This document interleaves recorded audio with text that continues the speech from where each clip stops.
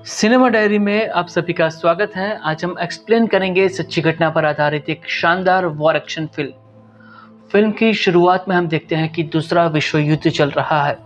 German सैनिक कुछ यहूदी सैनिकों को पकड़कर मार रहे हैं। तभी एक यहूदी उन सैनिकों से कहता है कि वो यहूदी नहीं बल्कि एक जर्मन है। लेकिन जर्मन सैनिक उस पर भरोसा नहीं करते और उसका पैंट उतारकर चेक करते हैं कि वो यहूदी है या फिर जर्मन। जर्मन सैनिकों के लिए यहूदियों की पहचान करने का ये सबसे क्रूर और आसान तरीका है, क्योंकि यहूदी धर्म में बच्चे के पैदा होते ही उसका खतना किया जाता है, जिसके निशान से जर्मन सैनिक पहचान लेते हैं कि वो यहूदी है या नहीं। हम सैली नाम के एक लड़के को देखते हैं जो यहूदी सैनिकों के साथ कतार में खड़ा है। वो जर्मन सैनिकों का ये तरीका देखकर डर जाता है और अपना रेड स्कार्फ उतारकर अपने आई कार्ड को जमीन में गाड़ देता है, क्योंकि वो लड़का सैली यहूदी है। जब जर्मन सैनिक सैली की पूछताछ करते हैं तब वो शांत रहकर जर्मन भाषा में जवाब देता है। सैली कहता है कि उसने बचपन में अपने माता पिता को खो दिया था और सोवियत सैनिकों द्वारा उसे तब तक कैद में रखा गया जब तक उन्हें जर्मनों द्वारा बचाया नहीं गया। शैली के शानदार जर्मन भाषा बोलने और उसकी मासूमियत के कारण जर्मन सैनिक उसे कप्तान के पास लेकर आते हैं, जहां अफसर के सामने सैली अपने बारे में जर्मन भाषा में सारी बातें बताता है। तभी वो अफसर सैली के माता पिता का नाम पूछता है, लेकिन सैली ने माता पिता के नाम के बारे में सोचा नहीं था। वो अपना सिर झुका लेता है। तभी दूसरा जर्मन अफसर आकर उसे गले लगा लेता है और कहता है कि अनाथ लड़के से उसके माता पिता का नाम पूछना सही नहीं है, जिसके बाद लेफ्टिनेंट उसे सांत्वना देते हुए हिम्मत देता है। उसी दौरान जर्मन सैनिक एक सोवियत अफसर से बातचीत नहीं कर पा रहा था। तभी सैली आगे आता है, क्योंकि उसे रशियन भाषा भी अच्छी तरह से आती है, इसलिए ट्रांसलेट करने के लिए उसे बुलाया जाता है। सैली उस अफसर से पूछताछ करता है और जब पता चलता है कि वो अफसर स्टालिन का बेटा है, तब सभी जर्मन सैनिक चौंक जाते हैं। जर्मन सैनिक स्टालिन के बेटे को जीत की ट्रॉफी की तरह इस्तेमाल करते हैं। लेफ्टिनेंट को लगता है कि सैली ने स्टालिन के बेटे की पहचान करके बहुत बड़ा काम किया है, इसलिए वे सभी उसके साथ फोटो खिंचवाते हैं। आज सैली की किस्मत काफ़ी अच्छी है और हर कदम पर उसका साथ दे रही हैं। अब जर्मन सैनिक उसे खाना देते हैं। उसी दौरान यहूदी कैदियों में से एक सैली को उसके नाम से पुकारता है, जिससे सभी जर्मन सैनिकों का ध्यान उसकी ओर जाता है।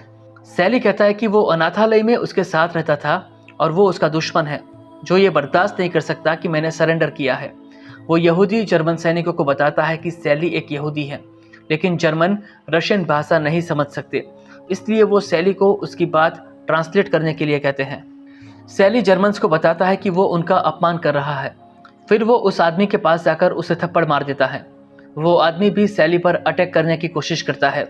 तभी जर्मन सैनिक सैली को बचाते हैं और उस रशियन आदमी को मार देते हैं। सैली एक बार फिर से बाल बाल बचा है, नहीं तो उसकी हकीकत जर्मनों को पता चल जाती। अपनी पहचान छिपाते हुए सैली जर्मन सैनिकों के साथ आगे बढ़ता है। जब उसे वॉशरूम जाना होता है तब वो बाकी सैनिकों से दूरी बनाकर चलता है, क्योंकि उसके खतने का निशान उसे यहूदी साबित कर देगा। अब सैली के साथी जर्मन सैनिक उसे एक कैंप में लेकर आते हैं और यहूदियों की डेड बॉडी दिखाकर कहते हैं कि ये वही लोग हैं जिन्होंने तुम्हारे माता पिता को मारा है और उनकी संपत्ति पर कब्जा कर लिया। वे सैली को कहते हैं कि तुम्हें यहूदियों को मारकर अपना बदला लेना होगा। अब सैली के पास कोई रास्ता नहीं है। खुद को जर्मन साबित करने के लिए वो मशीन गन लेकर यहूदियों के घर पर फायर करता है। रात को सैली चुपके से अपने आइडेंटिटी डॉक्यूमेंट जला देता है। उसके मन में कई सवाल उठ रहे हैं। वो सोच रहा है कि ये जर्मन्स उसके प्रति इतने दयालु हैं, तो फिर यहूदियों के लिए इतनी नफरत कहाँ से लाते होंगे। सैली के सामने चुनौती ये है कि उसे हमेशा अपने यहूदी होने की पहचान छिपाकर जर्मन सैनिकों के बीच रहना होगा। अगले सीन में हम देखते हैं कि सैली की टुकड़ी ने एक सोवियत पोजीशन पर कब्जा कर लिया है और वे दुश्मन के रेडियो स्टेशन को अपने कब्जे में ले लेते हैं। रशियन भाषा में मिल रहे मैसेज को सैली ट्रांसलेट कर रहा है।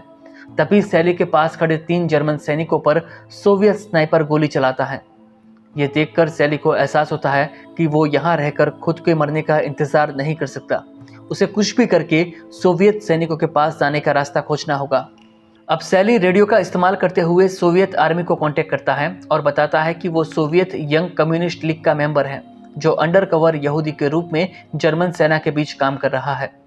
सैली को सोवियत आर्मी की ओर से एक सीक्रेट कोड और मिलने के लिए लोकेशन बताया जाता है। शाम होते ही सैली चुपचाप जर्मन ट्रेंच से बाहर निकलकर बैटलफील्ड को क्रॉस करते हुए सोवियत आर्मी ने बताए हुए मीटिंग पॉइंट की ओर जा रहा है।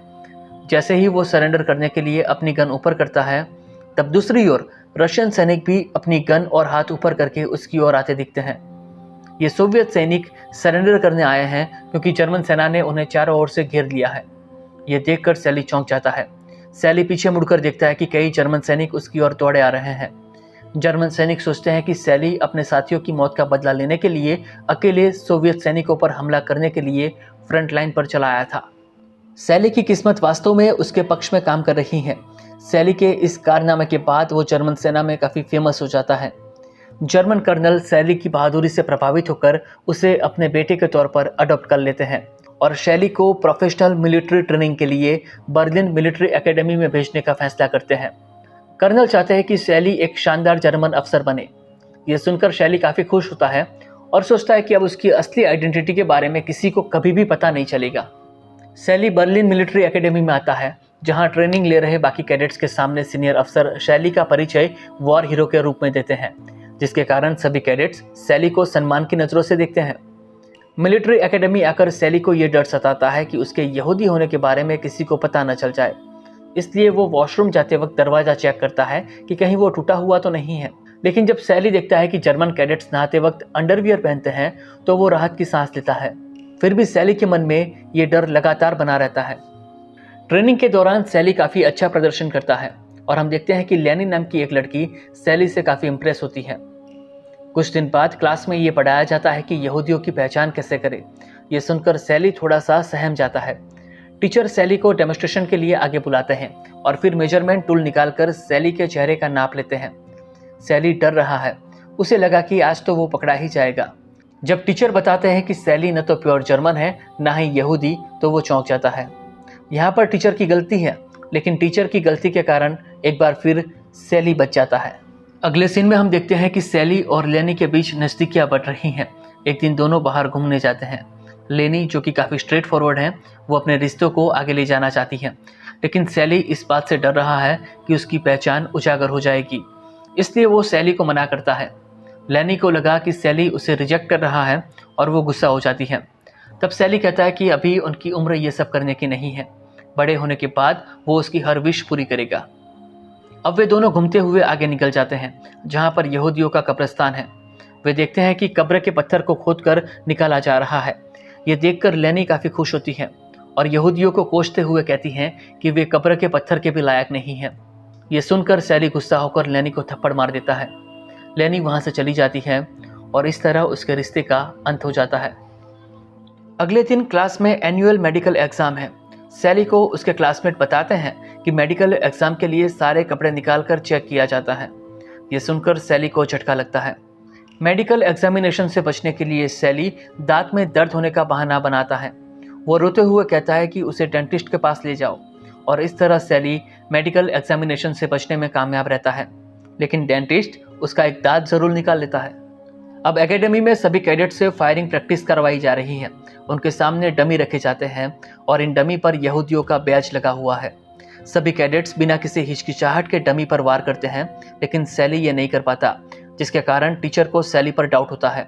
इसलिए प्रैक्टिस सेशन के बाद सैली को सीनियर टीचर द्वारा आर्काइव्स रूम में बुलाया जाता है। उसकी पहचान के डॉक्यूमेंट की जांच के दौरान पता चलता है कि फाइल में से एक प्रूफ डॉक्यूमेंट गायब है। तब सैली टीचर को बताता है कि उसका आइडेंटिटी डॉक्यूमेंट अभी भी अनाथालय में है, जहां वो बड़ा हुआ है और अब उस जगह पर सोवियत का कब्जा है, इसलिए वो डॉक्यूमेंट अभी नहीं ला सकता। जिसके बाद टीचर के पास सैली को जाने देने के अलावा और कोई ऑप्शन नहीं है। इस घटना के बाद सैली काफ़ी टेंशन में आ जाता है। उसे लगता है कि उसकी असलियत जल्द ही जर्मनों के सामने आ जाएगी। उसी वक्त आसमान में फाइटर जेट दिखाई देते हैं जो ट्रेनिंग स्कूल पर बम गिराते हैं। दोस्तों, ये सोवियत फाइटर जेट हैं जो बर्लिन पर अटैक करने आए हैं। सैली इस बमबारी में बच जाता है, लेकिन आर्काइव्स रूम पूरी तरह से तबाह हो जाता है। ये देखकर सैली खुश होता है, क्योंकि अब उसे अपनी पहचान को लेकर कोई भी फिक्र नहीं है। हालांकि ये वो वक्त है जब सोवियत सेना जर्मन सेना को पीछे हट करने पर मजबूर कर रही है। जर्मन सेना जंग हार चुकी है और बाकी बचे कुछ सैनिक बर्लिन की रक्षा कर रहे हैं।